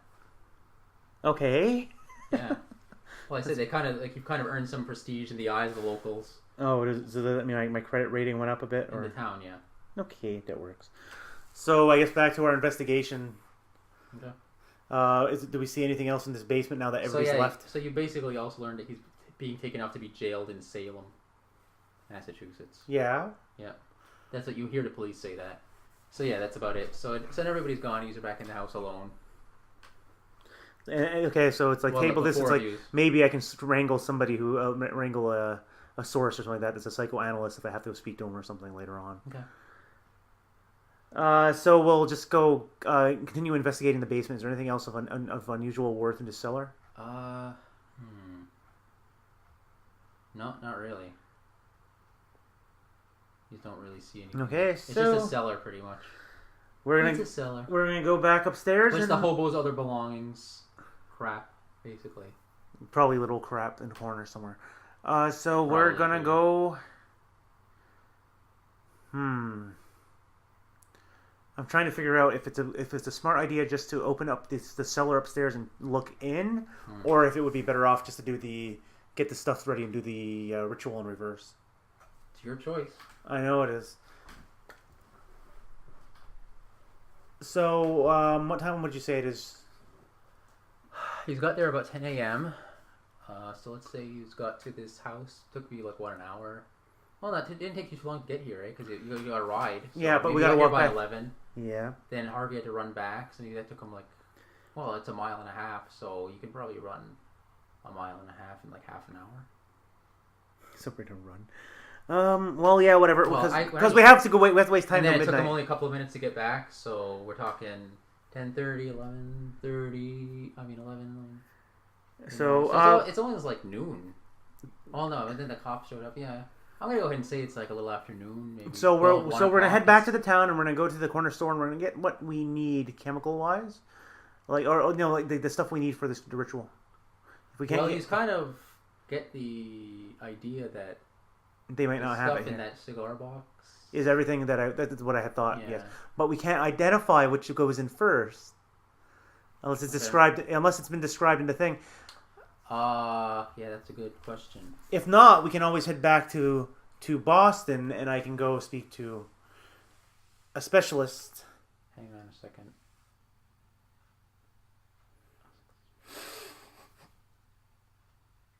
Yeah, it's a brown powder and a silvery talc-like substance.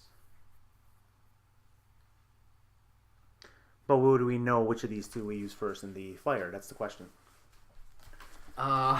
If we read the ritual, does it say first shoot in the white one and then shoot in the brown?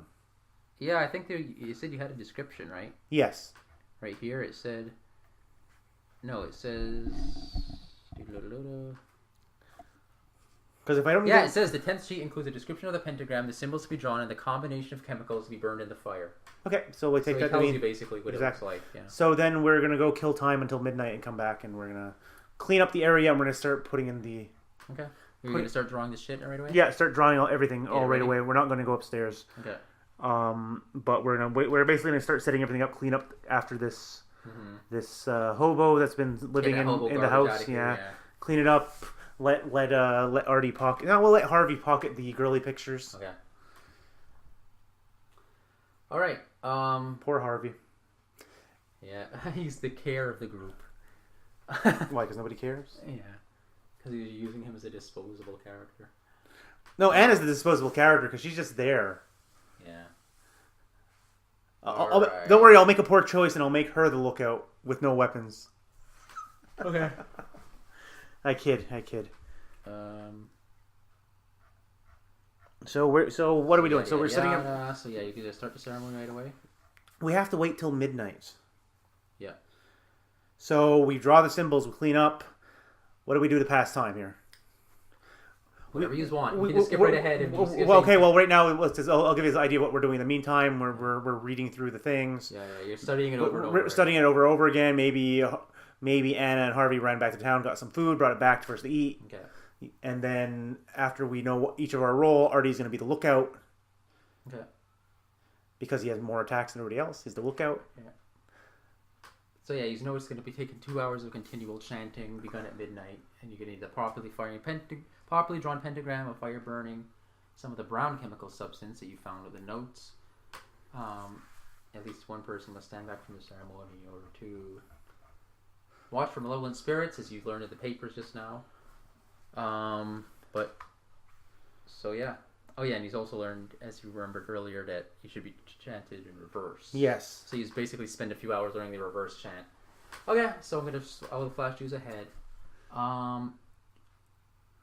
Okay, at least one person must be chanting at any given moment, even if others stop to catch their breaths. Do you just want to start a little system like somebody makes a little symbol with their hand, like I need to catch a breath, so that everybody knows else not to stop at the same exact time? Yeah, well, fine, whatever. It's like it's like there's only one of us, so I can't really, and I don't have the words, so I'm not gonna be able to role play it very well, anyways. But yeah, pretty much. Oh, I need everybody's magic points. Magic. So I'll take that to mean I should write it down too. Yeah, you should have them all there, but just write them all in one spot. Okay, so right for now. Rachel, MP, she currently has a 13. Yeah. Anna has a 15.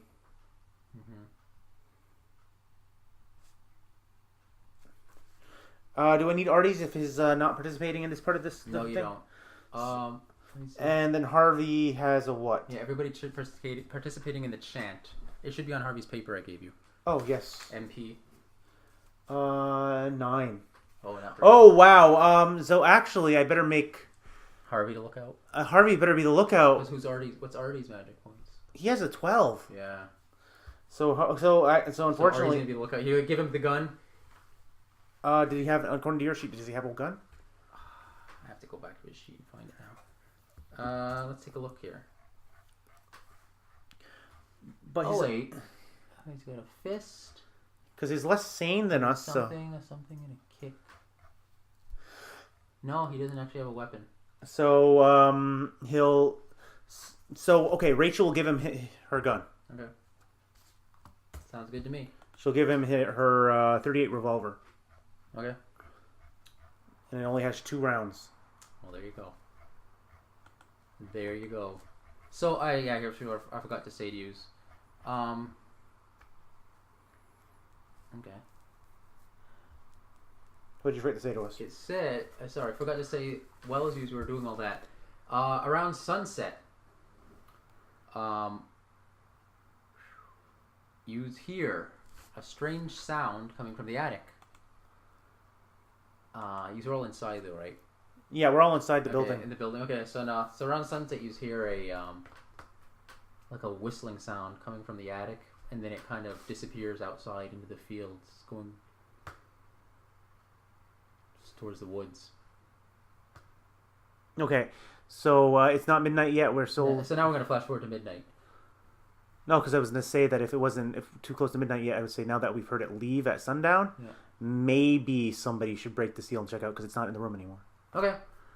So we're gonna break the seal and go check it. So all right. Okay. Where was that? Oh. Okay. a ladder. Okay, do you have any sort of a? There's no kind of ladder, so somebody's gonna have to get on somebody's shoulders to do this. Okay, so Artie will lift Harvey. Okay. Okay, it's gonna take a strength of 12, and Harvey has a very weak strength. He's like, ooh. No, Artie's lifting Harvey. Artie has a 15. You know what? Harvey tries to push it. He's like, I can't do it. Artie just fucking uses his strength to go, pushes his feet up. Yeah. Yeah. Okay. You're saying he has to climb on his shoulder, so it's like, okay. Yeah. Just he uses Artie like Harvey like a battering ram, just rams the door open. All right. Yeah, okay, he makes it. So... Also, Harvey must be pretty fat, because he has a size of 16. Jeez. Artie has a size of 12. Dear Lord.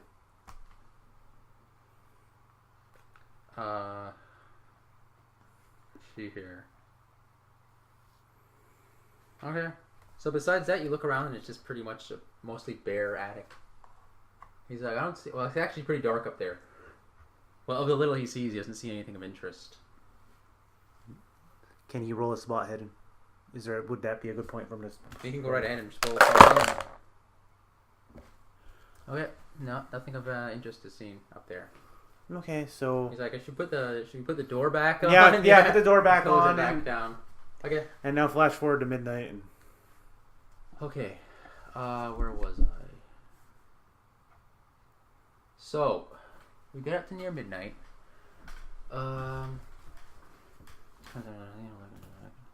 So we're near midnight. Okay, so the ceremony begins.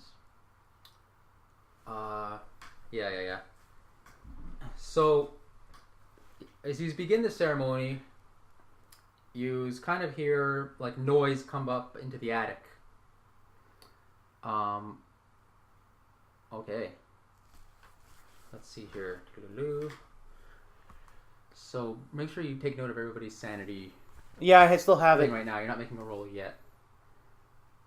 All right. So for the first 20 minutes, goes smoothly. And you said Harvey's the one in the corner watching, right? Yeah, he has to be because he has low magic. So about 20 minutes in, you hear on the attic, you hear a loud thump. Actually, 1 second for that one before we go further, so I can write it down here. What's Harvey's handgun proficiency? Does he have one? If you'd like, I can look, but I don't. So everybody's going to.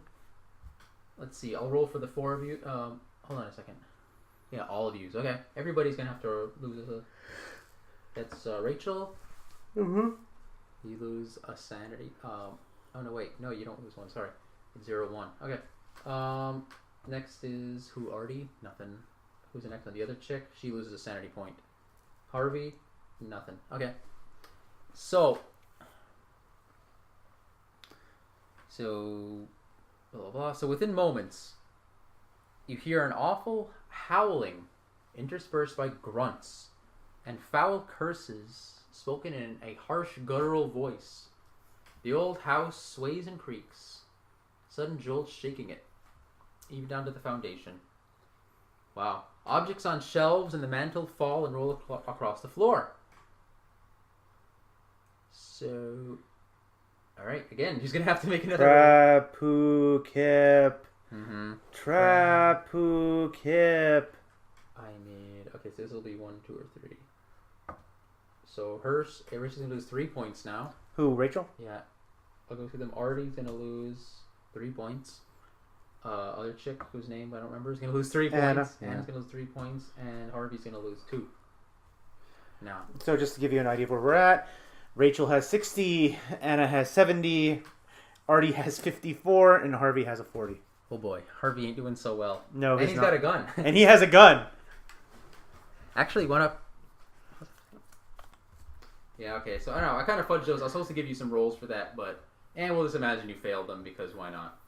I was supposed to give you some rolls to mitigate damage. Okay, so, well, I'm rolling with it. I'm rolling with it. It makes it a little bit more interesting if we'll say you failed it. If we're crazy. All right. So, so the violence and noise now that it is described continues for a half hour. Then a horrible smell begins to creep down from the attic above, followed by a thick, stinking goo that oozes through the ceiling and drips down the walls. Okay. Now everybody needs a luck roll. Okay, so luck. You should have Harvey's too on that paper. Yeah, Harvey's I have. I'll give you Harvey's first because he's on the paper. He has a luck of 45%. No, he fails. Rachel has a luck of 65. She made it. Anna has luck of 75. She made it. Artie has a luck of 60%. And he made it. So only Harvey is the failure. All right. You hear that, Harvey? You hear that, Harvey? You're a failure. It says you're God. All right. Where was I? Okay. So And Artie has a gun. Harvey gets splattered by some of the acidic goo. Oh, okay. Meaning? So that means he's going to take 1d2 points of damage. And again, we don't have that d4, do we? I'll just roll this and say half and half. Alright, so he takes 2 points of damage. 2 hit points of damage. Leaving with 13. First and second degree burns on him. On his, I guess, shoulder area. Like, does it drip down from above? Shoulder, top, torso area. Okay, so he has 13 now. Okay. Okay, so now we're at the beginning of the second hour of chanting. The monster now quiets, and you chant without distraction. Half an hour later, everybody make a listen roll. We'll start with Harvey because I have paper right here. Oh, I don't. Oh, you have to look at Harvey because he has Harvey. I'll go to listen right here. Oh, okay. Rachel has a listen of 25. He's got a 45. Okay. He has a 45. I'll go for that. He makes it. She has 25? 25. She actually makes it. Anna has 55. She makes it. Artie has 25. He fails. Okay. So everybody but Artie.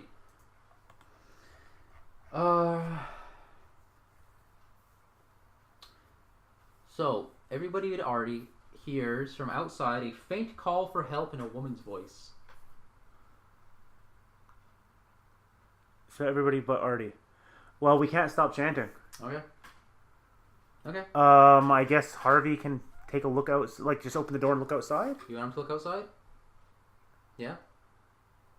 No, I want him to ignore everything. We're just gonna ignore. Okay. He's ignore. Let's see here. Because I know what's happening, but it's like I don't know if the characters would know what's happening. Yeah. To ignore it. Yeah. Yeah, I'm gonna go ahead and say Harvey probably wouldn't unless somebody directed him to, because he was told to watch yous. Yeah. Okay, so he's not gonna do anything. Let me see here. Yeah. Yada yada yada. Okay, so I gotta skip past that part. So. Okay, so now. Oh boy. Actually, wait. Okay, then afterwards. Yeah, okay, so it's a good thing I read the rest of that. You hear screaming, shouting, hollering, and like banging on the door and the windows from outside by the same voice. Still ignoring it. Still ignoring it. He kind of like actually. But I want to say it's like, are we losing? It's like, is he going to lose a sanity point on this? That's my question because, like I said, I know as a player, I know what's going on, but I don't know if they would get what that this demon is trying to get them to stop. Yeah. He actually doesn't say anything, so he's gonna ignore it too. He's gonna keep looking at this thing, and he's just keep looking right at yous, and yeah, he's watching. I mean, he's watching yous. He's not gonna look outside at all. Yep. Okay. Because his job is he's to watch. He likes to watch. He likes to watch. Okay. All right. So near the last 5 minutes of the ceremony, a wisp of smoke curls down from the ceiling, twisting towards the center of the pentagram on the floor. The creature from the attic then manifests itself before your eyes. And no more screaming anymore outside, just him? Hold on. As it begins to condense in the pentagram, it becomes partially visible. A horrible twisting mass of talons, maws, and long appendages. Okay. So everybody needs to make a D8 roll. That's what I was gonna say. It's like, honestly, I think Harvey would fire at him, honestly, but... No, insanity.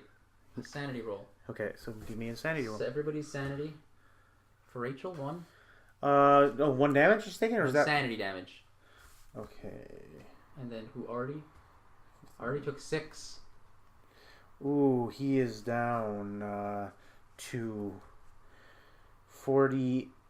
But you know what? It's been over an hour since he's lost sanity. Yeah, so he's 48. Oh, wait, 6, that's temporary insanity. Yeah. Uh-oh. Yep. Okay, who's the next one? Anna? Wait, is 6 or more in an hour? It's 5 or more in one roll. Anna took 2. Okay, Anna has And then 2. Harvey took 4. Okay. So, Artie. Temporary insanity. Rutrow. No, Fred, don't hurt us. Yeah. Okay. Oh, man. So, Big Artie. Armed with nothing but his fists, by the way. Oh, you gave him the gun or no? No, he gave Harvey the gun. I thought Oh, no, Rachel gave Harvey the gun, so he has the gun. Artie still has his gun. Yeah. Okay. Artie gets up and starts stepping forward towards the creature. Oh, man. So I guess Harvey's going to try to... Is he... grab him, eh? He's not that strong, but... Yeah, because it... Oh, God! Uh-oh. Also, we So you two girls going to keep chanting, then? The two girls? Yeah, we have to. Yeah. But also, you think about this... Harvey should have been the man in the circle, even with the low magic points, because that seems to have been a MacGuffin so far. There's nothing to do with magic points. Yeah. Oh, wait, hold on a second. I forgot to deduct your magic points, too. Okay, thank you. Yeah. Where the hell is So how much should I have lost? Every 2 magic points every half hour. So you've lost 6 each by this point. The 3 of you, not Harvey. Okay. So what's your total magic points now?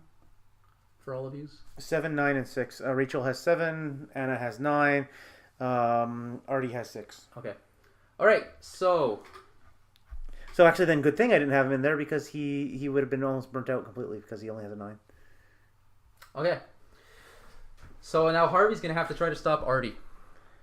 So he's gonna run over and grab him. I'm gonna say, but he's got a mere 4 strength, eh? He has a mere 4 strength. I was gonna say, what if he just... So how are they gonna do this? Like a match? I think they're gonna have to grapple him. Now I have to go back to the rules. No, it's gonna be a straight strength check against him, and then you're gonna do if you fail it or not. 4 times 5, 20. He has to roll less than 20. It says straight strength check or no? No, I'm just going based on our dexterity roll last time. But this is different because this is person versus person. Okay, so Harvey is gonna get up and try to run behind Artie, and he's gonna try to grapple him. So what did I say? He's got a 25. So he has to make... Yeah, okay, he fails anyway. Alright, so he's trying to grab the big guy and he can't. He's like, no, don't go. Don't do that. And he kind of like, big guy brushes him off. Yeah. So he said now, his only other option is to shoot him in the leg. He's going to have to try to shoot him. So he's going to grab that gun. Yes. I guess he's still only got a 20% though, eh?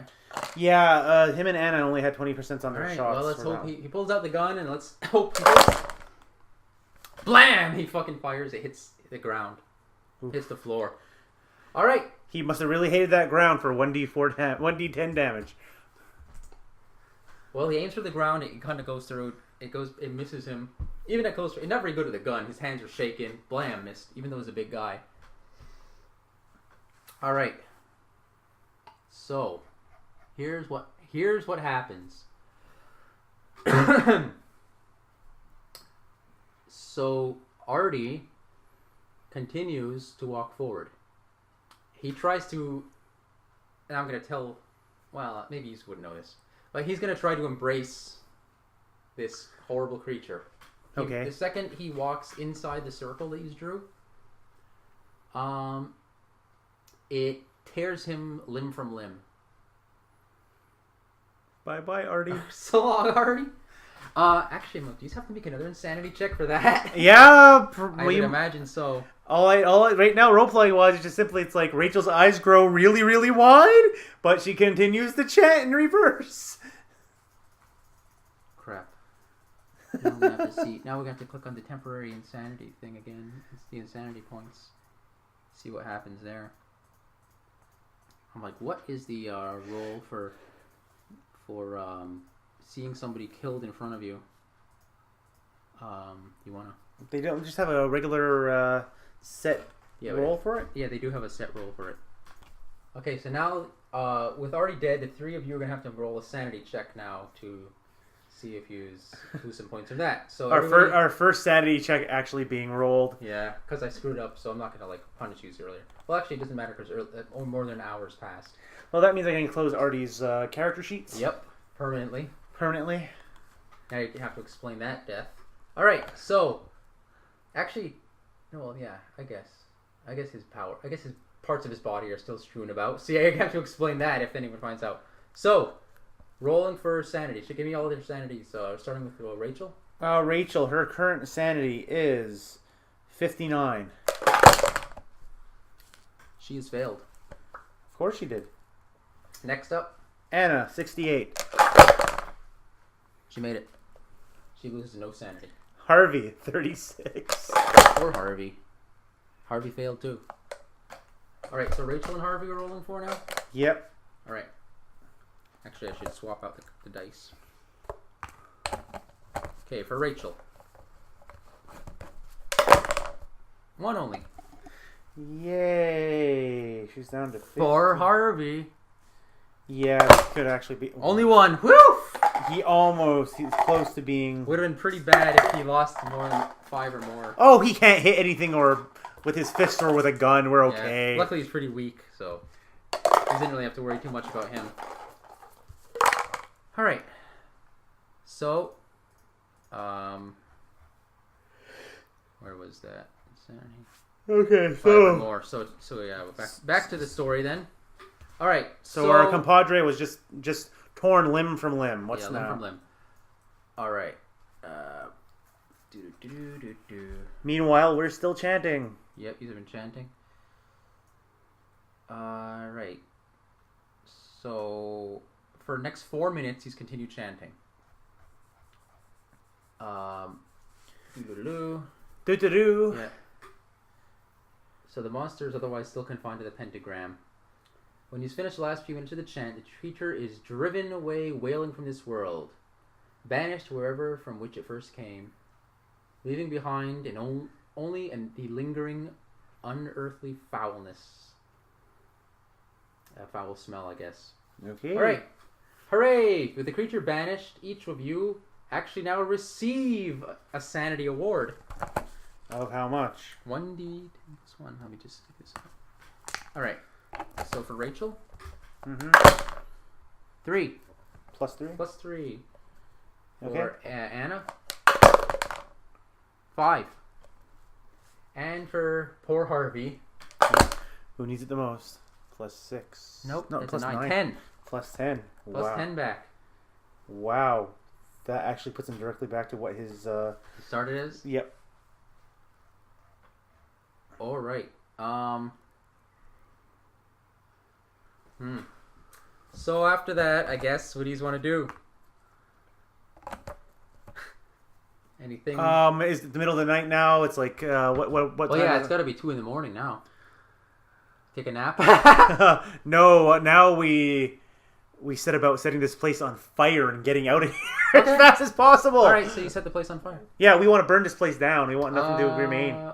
Yeah, actually, the hobo had some matches there, so Yeah. he was light the couch and everything on fire. Yeah, we're setting this place on fire Okay. and we're getting out. Are you gonna keep anything? The chemicals, the notes? Oh yeah, we'll take everything with us. You're to strip the place of everything of value, then burn it to the ground. It's called the care protocol. Yeah. You steal everything of value, Yeah. whether you need it or not, Yeah. and then lose it to a boulder later on. Yeah, exactly. So yeah, we strip everything. It's like there's nobody to talk to. We're getting out of here. Unfortunately, our friend's dead, and now we have to cover up his horrible, terrible murder. Yeah. So we bring the damn place down and running. Okay. So immediately to be eaten by a zombie that's outside that was screaming the entire time. Oh yeah, when you get outside, you see that the actually that was a good question. You see the corpse of a middle-aged woman, Dead? probably Mrs. McFurter, dead. We could have helped her, couldn't we? What? I said we probably could have helped her, couldn't we? Well, I mean, if you want to, I can tell you anything. No, it's kind of meta after the game is over, but yeah, no. As of right now, let's. Can we check to see if she's still is any life to her? Let me take a look. Well, yeah, she's a corpse. Like, she's dead. Leave her, run. Wait, I was assuming we lose He's another. gonna leave her next to the house. Yeah, let the police figure it out. Okay. Even though they know we've been there all day. Oh, it's a swollen corpse. Yeah, she's been dead for quite a while. It looks like at least a day. Okay. Yeah. Face streaked with blood. So how much sanity do we lose for this? Because we surprised the corpse. That's a good question. Page 62. Sorry, 67. Oh God. Again with that shit, eh? 67. Well, the game's almost over. We've somehow survived this far. I'm still waiting for the final scare. Okay. Let's take a look here. Which is going to be the cops coming to arrest us for the disappearance Could and be. murder of... Depending on what you do now. Yes. Why am I not seeing it? Oh, there it is. It says, surprised to find a corpse. Yes. Alright, so... Sanity check first. Rachel. She has 61. Pass. Okay. Anna has 72. Sorry, Fail. 73. 73. Fail. And Harvey has 45. I almost don't care. Fail. Oh, boy. Alright, it's only 1d3 though. Yes. So who is it, Anna and Harvey? Anna and Harvey. Anna loses 3. She loses 3, so once again that pushes me back down to 70. Has lost 2. And that pushes me down to 40. But luckily you just gained some back, so... Yeah. We were like, ugh! Alright. It's like at this point Rachel's just like, I've seen shit, man. I don't know anymore. Rachel's done, eh? Alright. So other than that... So yeah, the house is burned. You're leaving the corpse next to the house. Yes. And that's it? Where he's going to go now? Well, I just realized that I've actually walked myself into a corner because I probably shouldn't have set the house on fire and ran away because now we have no way of getting back out of the town because there's no buses until 10 in the morning. 2 tomorrow. 2 tomorrow. To go back. And I have no car back to town. That's right. And we have an actress on my group, so we're going to be running to town to the constable. We're going to go look for the police. Okay. And we're going to straight up lie about the how the fire started, okay. but say that we were staying there and some weirdness happened. Okay. So because their body's there and that there's something weird happened. Harvey, one of you two schlubs is going to be like, should we... I mean, what are we going to say? Look, you're walking towards the town now while having this conversation in the dark? Yeah, we're having the conversation in the dark. because we have to... Well, no, all with a big fire behind us. Yeah. By the way, the woman had a torn open chest. Oh, Her chest okay. We're going to jail. We're going to jail. Chest was like, we're going to jail. Yeah. We're going to jail. There's no way out of this. House is burned. House is burning down. There's a... So we'll flash... Do you want to say anything else before we flash forward back to you getting to town? I'm just checking because she has a persuade. Like it's like our actress. Let's see what she has. She has acting of 75. I don't think you can actually... I'm not sure if you can use that in this context. She has persuade of 75. Mm. She has fast talk of 35. Okay. Anybody else got fast talk? Oh no, he's having your reputation, your good reputation for getting a hobo. Yeah. And he's like, hey, maybe we can just say another hobo came? Well, yeah, to say that we were staying there and somebody came and... Let's say another hobo showed up. Yeah. And the hobo... And we have no idea where our friend Artie is because... No, the hobo came and he chopped up Artie with an axe. Yes! There we go. That's the story. That's the story we're sticking to. He chopped Artie up with an axe, and then we ran away, and that's the last we saw. And we turned back, and the house was on fire. Yes. Okay. That works. Okay. That works. There Good you job, go. Harvey. Good job. Okay. So he's get back to town. He's make it to the... I pat Harvey on the head. He's like, wake somebody up. You talk to the Justice of the Peace. Go get Paul. You talk to Paul. He freaking calls the police back down. He's having a discussion with the police. due to your good reputation from finding Red Jake, the hobo there, whose name is Red Jake. Who's heard his name Red Jake, they told you, who's currently being held, as we said earlier, in somewhere else, Salem. You tell them that another hobo showed up, probably the one who knew Red Jake, and he killed your friend, the private investigator. And we ran away, and then as we ran away, the place is on fire. And you saw the corpse of Mrs. What's her name there? He was dragging the corpse with her, it seems like, and then he set the place on fire. Mrs. McFurter. And yeah, so they drive down there, and they see that the fire department probably has to come and put it out the fire. The police find the corpse of the woman. They find the bones of your other friend. Burning. Yeah. And a few of the bones, at least. It seems some of them are missing. Maybe they burned to ash in the fire. And, yeah, that's it. So, with your good reputation as having turned in Red Jake earlier, everybody believes you, and somebody eventually gives you a ride back. Please give you a ride back. Please, I want to go home.